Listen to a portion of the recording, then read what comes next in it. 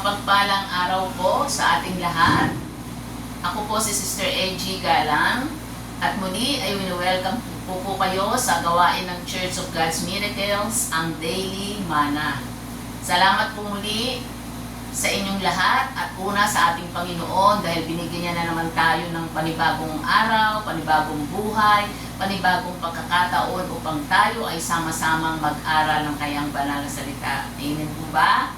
So ngayon po ay ihanda na po ang ating mga sarili sa pakikinig ng kanyang banal na salita na kanyang ituturo sa atin sa pamamagitan ng banal na Espiritu ng Diyos at ang kanyang lingkod ay susunod lamang kung ano ang nais na ituro sa atin ng ating Panginoon.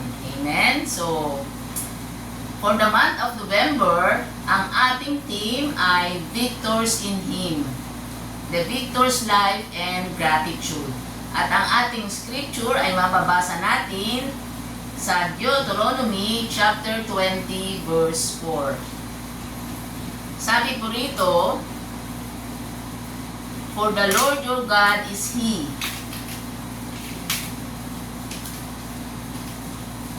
For the Lord your God is He who goes with you to fight for you against your enemies. Sa Tagalog, pagkat kasama mo si Yahweh sa pakikibaka, ikaw ay magtatagumpay.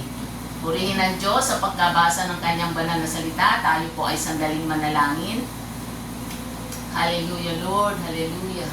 Pinupuri ka namin, aming Diyos, Ama, sa araw na ito. Marami pong salamat na kami po ay pinagkalooban po ninyo ng panibagong buhay at kalakasan.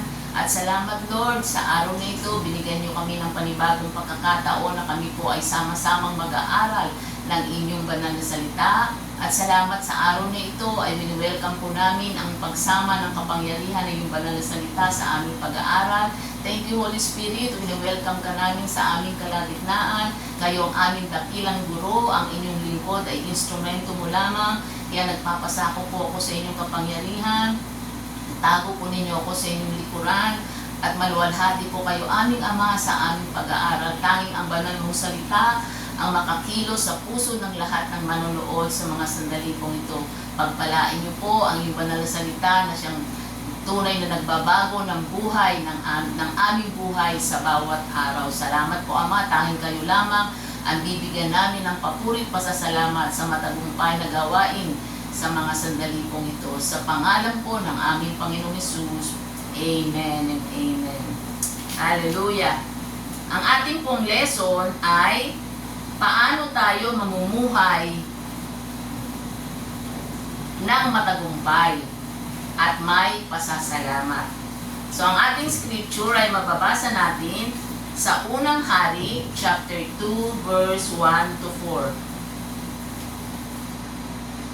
Sabi rito, nang sa pakiramdam ni David ay nalalapit na ang kanyang pagpanaw, sinabi niya kay Solomon, malapit na ako mamayapa, magpakatatag ka at magpakalalaki. At ito ang kanyang tagubilin sa kanyang anak na si Solomon. Sabi rito sa verse 3, tuparin mo ang iyong tungkulin kay Yahweh na iyong Diyos at mamuhay ka ayon sa kanyang kalooban.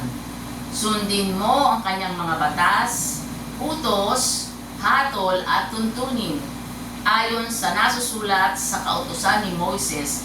Sa gayon, magtatagumpay ka sa lahat mong gawain at tutuparin ni Yahweh ang pangako niya sa akin. Kapag ang iyong mga anak at inapo ay nananatiling tapat sa akin at sumunod sa akin ang buong puso't kaluluwa, hindi mapapatid ang iyong lahi sa trono ng Israel. So ito po yung tagubilin ni Haring David sa kanyang anak na si Solomon nang siya ay malapit ng pumanaw. At yan po ang ating pag-aaralan sa umagang ito. So, ang number 1 po ay ang tuparin. Sabi dito, tuparin mo ang iyong tungkulin kay Yahweh na iyong Diyos. So, sabi sa 2 Timothy Sabi po sa 2 Timothy chapter 4 verse 5. Kaya maging mapagpigil kayo sa lahat ng oras. Pagtiisan mo ang mga kahirapang dumarating sa iyo. Gampanan mo ang tungkulin ng isang mangangaral ng mabuting balita. Tupdin mo ang iyong mga tungkulin bilang tagapaglingkod ng Diyos. Ito po ang sabi sa 2 Timothy chapter 4 verse 5. At binanggit din po sa Romans chapter 12 verse 11, magpakasipag kayo at buong pusong maglingkod sa Panginoon. At sinabi rin sa 2 Timothy chapter 4 verse 2, ipangaral mo ang salita ng Diyos napapanahon man o hindi. Hikayatin mo, pagsabihan mo, at patatagin ang loob ng mga tao sa pamamagitan ng matyagang pagtuturo. Sa pagtupad ng ating tungkulin ay nabibigyan tayo ng nabibigyan natin ng kaluguran ang ating Diyos. Kapag tinutupad natin ang ating mga tungkulin na maipangaral ang kanyang salita, ay nabibigyan ng kaluguran, nabibigyan natin ng kaluguran ang ating Diyos, kaluguran at karangalan. At ito naman po talaga ang nais ng Diyos kung bakit niya tayo nilikha. Ang sabi po sa Isaiah 43 verse 7. Sabi po rito, I have made you for my glory.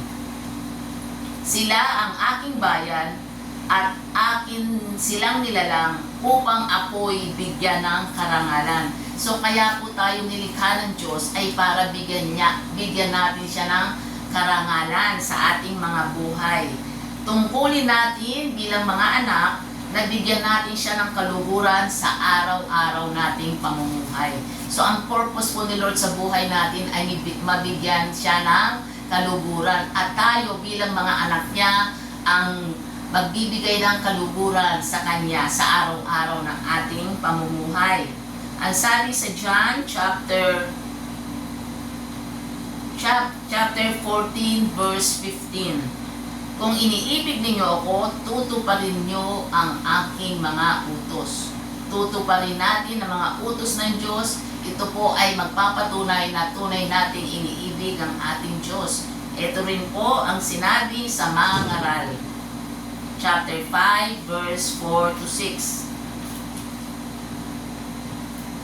Kung mangangako ka sa Diyos, tuparin mo agad. Ayaw niya ng mayabang, kaya tuparin mo ang iyong pangako sa Kanya. Mabuti pang huwag ka ng mangako kaysa mangako ng hindi tutuparin. Huwag mong pabayaang magkasala ka dahil sa iyong salita. Alalaon bagay, mangangako ka at babawiin mo pagkatapos. Sa ganyan, galit na galit ang Diyos kung magkagayon hindi Kanya pagpapalain sa anumang iyong ginagawa. Kaya kung tayo po ay meron tayong ipinangako sa Diyos, halimbawa ay yung paglilingkod sa Panginoon, ngunit hindi mo yan itinupad, hindi po nalulubog ang Diyos. Diba sabi niya, kaya niya tayo nilikha ay para bigyan natin siya ng kaluguran. Pero kung puro lang tayo pangako at hindi natin tinutupad ang ating mga tungkulin, ay hindi niya po ito ikalulugod. Sabi rito, wag mong pabayaang magkasala ka dahil sa iyong salita, alalaong bagay, mangako ka at babawiin mo pagkatapos. Sa ganyan, galit na galit ang Diyos kung magkagayon hindi Kanya pagpapalain sa anumang iyong ginagawa. Kaya dapat po ay yung mga tungkulin natin ay ating gampanan. At maging tapat tayo sa paglilingkod natin sa Panginoon. Kung ano yung pinagkatiwala sa atin ng Diyos, ay tuparin natin ang mga tungkulin ipinagkaloob sa atin. Katulad halimbawa ng mga cell leaders, sila po ay tinawag ng Diyos para sila ay mag-handle ng mga Bible studies. So, ito ay isang malaking opportunity o pagkakataong ibinibigay sa atin ng Diyos. Kaya ang ating tungkulin para maipangaral ang Kanyang banal na salita sa ating mga cell group, gampanan natin ito upang upang yung layunin ng Diyos ay matupad ang kanyang kalooban. Ang maipangaral natin ang kanyang banal na salita. Ito po yung tungkulin natin na dapat natin tuparin, na hindi tayo makalimot kung mayroong pinagkatiwala sa atin ng Diyos. Kaya nga niya tayo binibigyan ng mga talents and abilities para gamitin natin sa kanyang banal na gawain at mabigyan natin siya ng kaluhuran sa ating paglilingkod. Pangalawa, mamuhay ayon sa kanyang kalooban. Ang sabi sa Colossians chapter 2 verse 6 to 7. Yamang tinanggap ninyong Panginoon si Kristo Jesus, mamuhay kayo sa paraang karapat-dapat sa Kanya. Sabi rito, manatili kayo sa Kanya at isalik sa Kanya ang inyong buhay. Magpakatibay kayo sa pananampalatayang itinuro sa inyo at lagi kayong magpasalamat. So, paano tayo mamumuhay na karapat-dapat sa Diyos? So, ito po yung ating iisa-isahin. Sabi dito, manatili kayo sa akin. Ito po yung una, manatili kayo sa akin.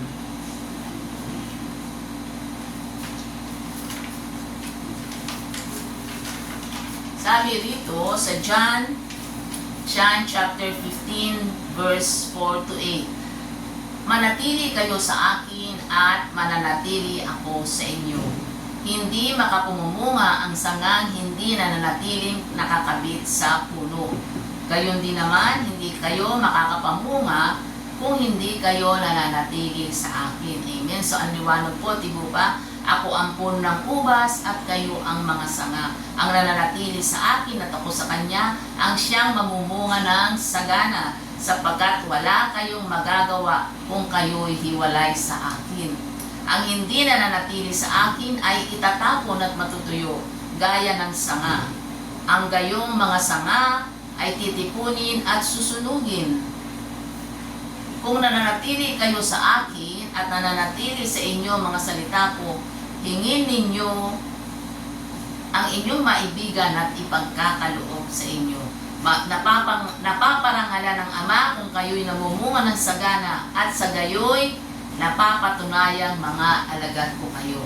So dapat tayo po ay nananatili sa ating Panginoon. Wala tayong magagawa kung wala tayo sa ating Diyos. Amen? So napaka-liwanag na dapat lagi natin kasama ang Diyos upang tayo ay laging nagtatagumpay dahil siya ang nagbibigay sa atin ng tagumpay. Amen? Yung pangalawa po, isalig o ipagkatiwala sa Kanya ang inyong buhay. Anong sabi sa Proverbs chapter 3 verse 5 to 6? Kay Yahweh kang magtiwala buong puso at lubusan, at huwag kang mananangan sa sariling karunungan. Siya ay sangguniin sa lahat mong balak at Kanya kang itutumpak sa lahat ng iyong lakad. Sa Jeremiah chapter 29 verse 12. Ito po yung pangatlo. Sabi dito, magpakatibay kayo sa pananampalatayang itinuro sa inyo. Magpakatibay daw po tayo. 1 Corinthians chapter 16 verse 13. Maging handa kayo at magpakatatag sa inyong pananalig. Magpakatapang kayo at magpakatibay. Amen. Hebrews chapter 4, 14 to 15. Magpakatatag kayo sa inyong pananampalataya. Yamang mayroon tayong dakilang saserdote na pumasok sa kalangitan sa harapan ng Diyos. Walang iba kundi si Jesus na anak ng Diyos. Ang dakilang saserdote nating ito ay nakakaunawa sa ating mga kahinaan, sapagkat at lahat ng paraay tinukso siyang tulad natin, ngunit hindi nagkasala. Sabi po sa verse 16, kaya't huwag na tayong mag-atubiling lumapit sa trono ng mahabaging Diyos. At dooy kakamdam natin ang habag at pagkalinga sa panahong kailangan natin ito. Amen. So kailangan daw tayong magpakatatag sa ating pananampalataya. Di ba sabi po sa Bible, Faith comes by hearing and hearing the Word of God. Habang tayo patuloy na nakikinig ng salita ng Diyos, ay patuloy tayong lumalago sa ating pananampalataya. At inuulit po sa verse 16, huwag tayong mag-atubling lumapit sa Diyos, sa trono ng mahabaging Diyos, at doon kakamtang natin ang habag at pagkalinga sa panahong kailangan natin ito. Amen? So ano man mga pagsubok at pagsubok na pinagdadaanan natin sa buhay, tandaan natin tayo'y magtatagumpay dahil kasama natin ang ating Diyos. At laging magpasalamat sa Diyos. Sabi sa 1 Thessalonians 5:18, ipagpasalamat ninyo sa pangalan ni Kristo Jesus ang lahat ng pangyayari sapagkat yaon ang ibig ng Diyos. So in everything give thanks. Maganda man o hindi ang pinagdadaanan natin sa buhay, patuloy tayong magpasalamat sapagkat ang Diyos lamang ang nakakaalam kung ano ang makakabuti para sa atin. So, na familiar na po kayo sa Jeremiah 29 verse 11, di ba? Sabi dito, for I know the plans I have for you, plans to prosper you and not to harm you, plans to give you hope and a future. Ako lamang ang nakakaalam ng mga panukalang inihanda ko para sa inyo, sa ikaibubuti ninyo, at para dulutan kayo ng pag-asa sa hinaharap. So ang ating buhay ay dapat lamang na ipagkatiwala natin sa ating Panginoon. Dahil kung kasama natin ang Diyos, lagi natin mararanasan ang matagumpay na pamumuhay. Ano may mga problema at pagsubok na dumadaan sa atin, mapagtatagumpayan natin dahil kasama natin ang ating Diyos. Amen? Sinabi rin po sa Colossians chapter 3 verse 15, at pagharian ninyo sa inyong puso ang kapayapaang kaloob ni Kristo, sapagkat ito ang dahilan kaya kayo tinawag upang maging bahagi ng isang katawan. Magpasalamat kayong lagi. So lagi tayong magpasalamat sa ating Panginoon, ano man ang sitwasyon na ating pinagdadaanan. Ang mahalaga, lagi natin kasama ang Diyos at lagi tayong magtatagumpay ano man mga problema at pagsubok na ating pagdadaanan. Dahil, di ba sabi sa Bible, tapat ang Diyos, hindi niya tayong pahintulutang subukin na higit sa ating makakaya, at kung may pagsubok man, siya ang gagawa ng paraan upang ito'y ating mapagtagumpayan. Amen? So ang pangatlo sabi dito ay sundin o sumunod. Sabi sa Isaiah chapter 59 verse 21, ito ang aking tipan sa inyo. Ibinigay ko ang aking kapangyarihan at mga turo upang sumainyo magpakailanman. Mula ngayon ay susundin ninyo ako at ituturo ninyo sa lahat ng salin ng inyong lahi na sila'y sumunod sa akin. Sabi sa 1 Peter chapter 1 verse 14, bilang mga anak, sundin ninyo ang Diyos at huwag ang masasamang hilig tulad ng ginawa ninyo noong kayo'y wala pang tunay na pagkaunawa. So nung tinanggap natin si Kristo sa ating mga puso, tayo ay bago ng nilalang. Wala na yung luma nating pagkatao, kaya hindi na po natin ito babalikan. Binigyan na tayo ng Panginoon ng panibagong buhay. Buhay na nais ng Diyos na ito ay maging kalugod-lugod sa kanyang harapan upang siya ay mabigyan natin ng kaluguran sa ating panibagong buhay. Amen? Na mga panahong nangangaral si Pedro at ibang apostol tungkol kay Jesus, sila ay pinagbawalan noon. Sabi sa Gawa chapter 5:29, ngunit sumagot si Pedro at ang ibang mga apostol, ang Diyos ang dapat nating sundin, hindi ang tao. Amen. Ang Diyos ang ating susundin, hindi ang tao. At tayo bilang mga anak ng Diyos, taimtin ang pangako kong ang utos mo'y susundin, tutupdin ko ang tuntuning inaaral mo sa akin. So ang ating tungkulin ay tuparin natin yung mga utos ng ating Panginoon dahil ito ang nais niya. Napaka mahalaga sa Diyos ang pagsunod dahil sa pagsunod ay tunay na mararanasan natin ang katapatan ng Diyos sa kanyang mga pangako. Amen? Sinabi po sa awit 119 verse 2, awit 119 verse 2. Mapalad ang taong sumusunod sa kanyang kautusan.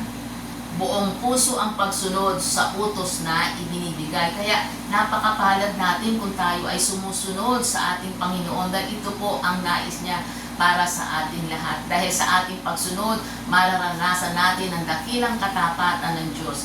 Kung inyo pong babasahin ang Deuteronomy chapter 28, dito po mababasa ninyo, medyo mahaba po kasi ito, pwede nyo po itong basahin sa inyong mga tahanan. Ang Deuteronomy chapter 28 verse 1 to 14. Dito po makikita natin ang mga pagpapalang inilaan ng Diyos sa mga taong sumusunod sa kanyang kalooban. Amen? Kaya nga po, in obedience there is blessings. Maraming pagpapala tayong mararanasan at mararanasan natin patuloy ang kanyang katapatan sa kanyang mga pangako kung patuloy tayong susunod sa kanyang kalooban. Amen po. Sabi sa sabi po sa Romans chapter 8 verse 37. We are more than conquerors in Christ Jesus through Him who loved us. At binanggit din po sa John chapter 5 verse 3 to 4.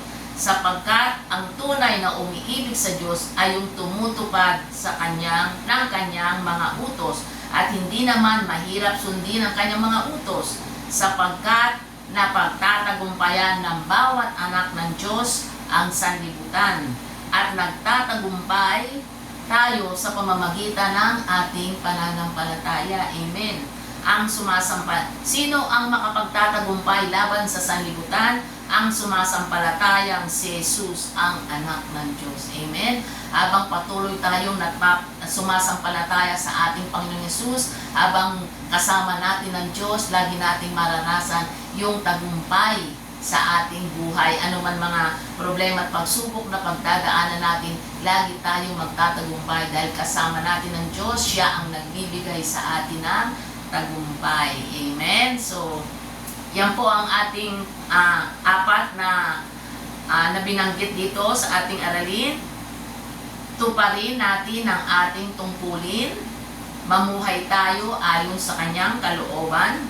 Sumunod sa kanyang mga utos at lagi tayong magpasalamat upang tayo ay maging matagumpay sa pang-araw-araw nating pamumuhay. Sundin po natin itong apat na ito. Tuparin ang ating tungkulin. Mamuhay ayon sa kanyang kalooban, sumunod sa kanyang mga utos, at lagi tayong magpasalamat.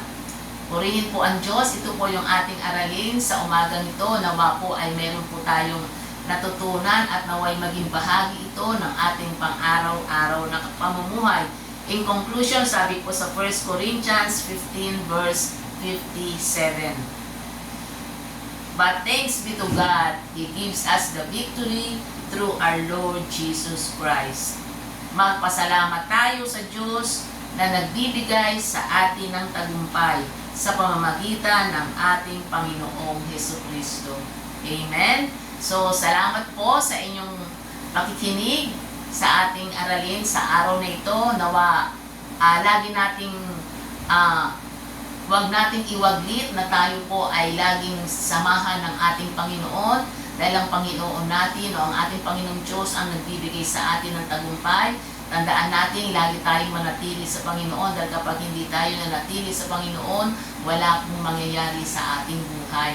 Pero kapag kasama natin ang Diyos, kaya nating mapagtagumpayan ang ating mga pagsubok at problema sa mundo ito. Amen? Purihin po ang Diyos. Nawa ang bawat isa po ay napagpala sa araw na ito sa ating pinag-aralan. Sige po, tayo po ay manalangin. Purihin ka, aming Diyos. Tunay nga po o Diyos, napakapalad po namin dahil meron po kaming Kristo sa aming buhay. Salamat po Panginoon, patuloy niyong pagharian ng buhay ng bawat isa sa amin.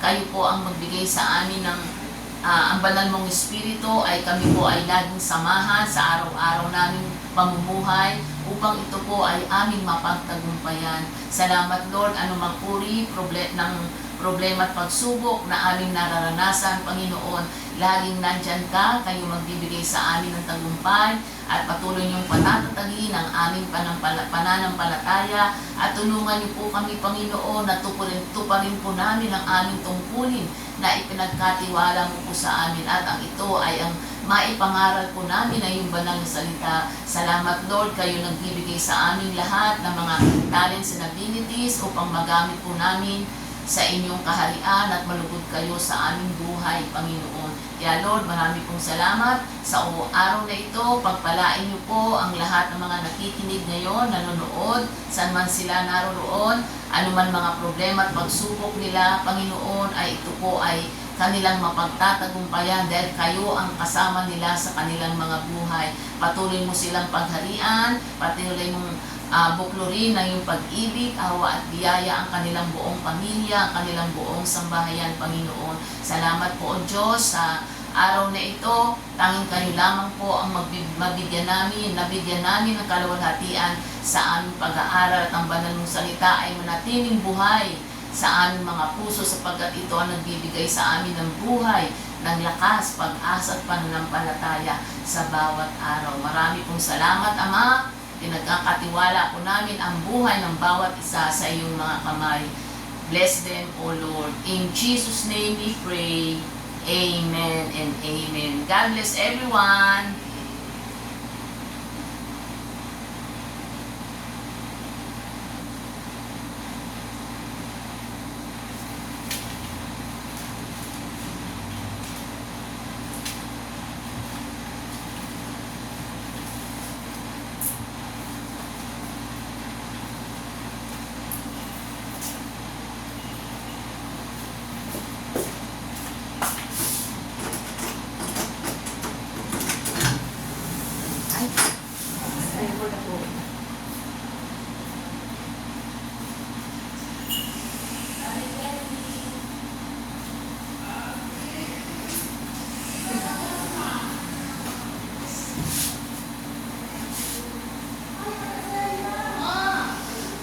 Successful. Hindi ko pinatay, hindi ko alam paano. Pinindot mo na lang. Di ba pinindot? Ano?